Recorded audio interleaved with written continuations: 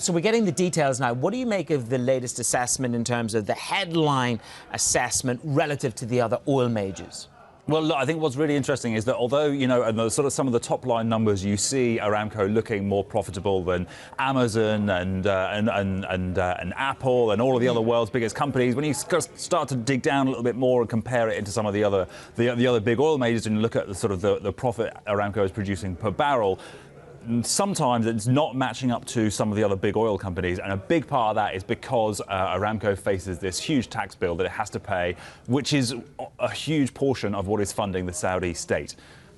I mean, both rating agencies pointing out the strong liquidity position that Saudi Aramco has, and the question becomes, how do they go about their financing plans in the next 2 to 3 years, especially the upcoming bond issuance? Well, yeah, what we're seeing is, you know, the first glimpses we're getting of the Aramco balance sheet show the very, very little debt on there, and so leveraging it up to pay for this, to pay for the acquisition of SABIC is very, in some senses, a sort of a wise move for the Saudi state to do, to pass money across to the sovereign wealth fund.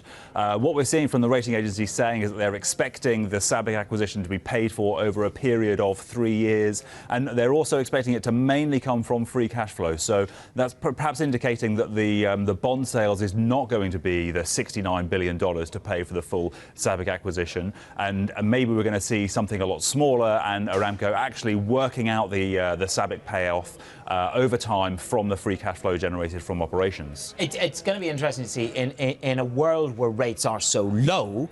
That debate between using leverage at historically low rates for corporates versus using the cash. Given the Saudi fiscal position, are those the kind of calls you're going to be making over the next couple of days in terms of where everybody's going to tip their hat?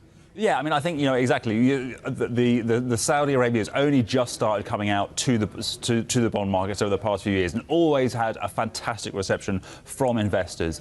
And as well, you know, Aramco. I think what's interesting is when you look at the Aramco ratings, they have matched the Saudi sovereign. So when they go out to the bond markets, are we going to see investors willing to give Aramco, which in the past, whenever it has borrowed for its projects, Aramco has always been super price sensitive. They have driven banks and lenders and investors down and down and down in pricing because they think they are the greatest company in the world. Are they going to? They are one of the most profitable companies in the world. Is Matthew getting worked up a little bit? He's getting a bit excited. Go on, Matthew. Finish the point. The question is going to be: can they convince international bond investors now that they are a better credit than the sovereign, even though rating agencies have put them at the same level?